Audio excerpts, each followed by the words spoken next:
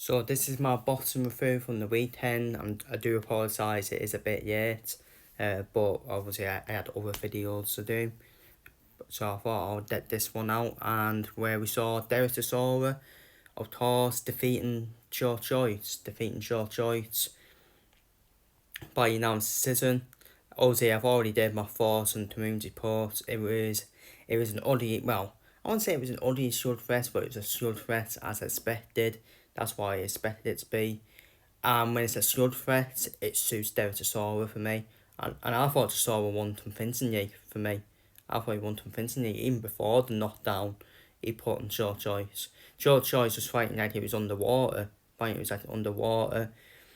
And I really, if I was advising both of them, I would just call it a day for both of them. Chisora ended on a high in his last fight at the O2 Arena. He just best off ending it on a high with a win. But if Chisora is to continue fighting, which he is, give him easy winnable opponents for me. Just give him easy winnable opponents and end on a high. Give him Lewis Ortiz, who was shot to bits, and give him Jamel Miller. Them two fights are winnable. As for Joyce, he's finished for me. I think he's finished. I don't think there's anywhere to go for Joyce now. But obviously he will continue. I think he will continue boxing, but his punch resistance is done and takes too much punishment, Joyce. And I predicted it correctly. I said Chisora would win on points. And people were a bit surprised by that because I do call Chisora a serial user. He still is a serial user, but he's a serial user at world level. But he's fought everyone, hasn't he, Chisora? He doesn't duck anyone. So Chisora win by unanimous decision. Obviously, elsewhere on the card, we saw Dana defeat Archie Sharp by unanimous decision. Dana was more of the aggressor in the fight. Archie Sharp was moving in and out of range, but Dana did more than enough to win the fight. The fight I would make next is Dana than Liam Dion next. I think that's the perfect step up for Dana. I wouldn't put Dana in with Reese Biotti or Michael Gomez Jr. just yet. So I think that's the perfect fight for Dana next and Liam Dion. Obviously, elsewhere on the card, we saw a future heavyweight superstar in Moses Atoma, who's only 19, by the way, smashing up a tough operator in Marius Watt inside 2 rounds, absolutely smashed him up. And Marius Watt, by the way, who took Fraser Clark to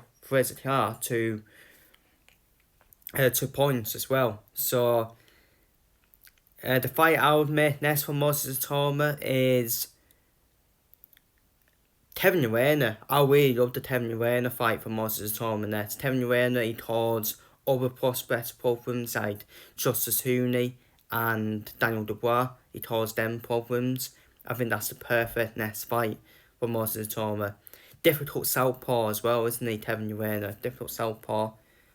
Obviously, I will still expect Moses to obviously not Kevin Urena out, but he can cause problems early for Moses Atoma. So that's the fight I would make next for Moses Atoma.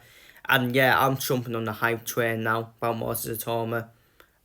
That was a statement win over Marius Watt. It was a statement win for me, and I was like, yeah, okay, this man is a future. I really believe he's the future of the heavyweight division, Moses Atoma. I think Johnny Pfister could be up there as well. But I think Johnny Pfister, he needs some kind of a statement as well against a tough opponent. Obviously, we saw the rematch between Dennis McCann and Alberto. Dennis McCann, much better performance in the first fight. I think the first fight was basically not figuring Buto out, not figuring him out, but this time he figured him out in the rematch. It was a world-class performance from Dennis McCann. It was a world-class performance from him, and he keeps getting better and better every fight, Dennis McCann. He's getting better and better every fight, and he does massively improve every time, doesn't he, Dennis McCann? The timing, the accuracy, The punch power as well was proper on it. He was proper on it. Anna Bayuta was just wild, wasn't he? He was just wild. And he eventually dashed out probably midway second half the fight. That's when Dennis McCann took over and won it comfortably on the point decision. Bayuta was dangerous early on, but McCann took over midway through and second half the fight. And the fight I would admit next for Dennis McCann, I really like the Dennis McCann versus Sabuz Masood fight next. I think that's a perfect style matchup, perfectly even fight as well between the two of them. Because I don't think either of them will beat Liam Davis. I think Liam Davis beats both of them. I think Liam Davis stops both of them as well. Obviously, Sabuz Masood is set to face Liam Davis in a rescheduled fight. But I think Liam Davis knocks both of them out. I really do. I think Liam Davis is in the level above McCann and Masood, but I don't think Liam Davis is in the same level as Noah Inoue, in my opinion. So elsewhere, we saw Sean North's impressive performance from Sean North in his announced decision win under Indabasi. He did everything right. In the fight. Really impressive performance. He won every round. In the fight for me. A few rounds were competitive, but Sean North still won them competitive rounds. And the fight I'll admit next is Ethan James. I'll admit that fight next. I don't think Sean North should be thrown straight in with the likes of Owen Cooper or Eto Esserman just yet. But I would put him in with Cooper's leftovers and Ethan James, another tall opponent for Sean North as well.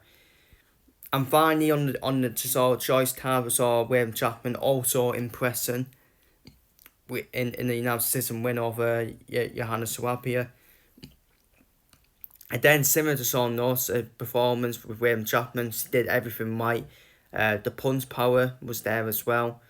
A good performance from William Chapman, a very good performance. But fair play to Suabia for taking all them punches, shows how tough he is. But the perfect fight to make next for me is William Chapman then Stein Nicholson. That's the perfect fight to make next, because I don't believe Stein Nicholson. I think Stein Nicholson was gifted the title, the WBC World title for me. I haven't seen face a real tough opponent yet, in my opinion, Stein Nicholson. And I think William Chapman would be a tough opponent, in my opinion. And obviously, besides the Chisora Choice tab, we saw Claressa Shields, of course, become a five-weight division champion. Claressa Shields, showing why she's probably one of the daughters of women's boxing, one of the greatest fighters in women's boxing, Claressa Shields. But where does Claressa Shields do next after that second round knockout victory? I'm confused where she does next, and I think Claressa Shields should now go to the MMA now, where she's currently fighting, where she is fighting as well. She is fighting the MMA, and I think that's the best advice for her as well, because she'll get paid a lot of money in MMA. She would get paid more. She would get paid more in MMA than boxing for me. And I will admit, Claressa Shields did look a bit. I think she did look a bit slow in the heavyweight, but at the end of the day, she moved up to heavyweight. She may look more slow in terms of speed, but it just added more power in her punches in heavyweight, and she did the job, and it was pretty much expected as well. So that is my bottom review. That is my bottom review from the past weekend. Feel free to leave all your thoughts down below on all the fights that I've spoke about. And a massive congratulations to Claressa Shields as well. Her career achievements are incredible. Especially she got Olympic achievements as well. So yeah, but feel free to leave your thoughts down below on all the fights down below. Take care, stay safe, and see you all later.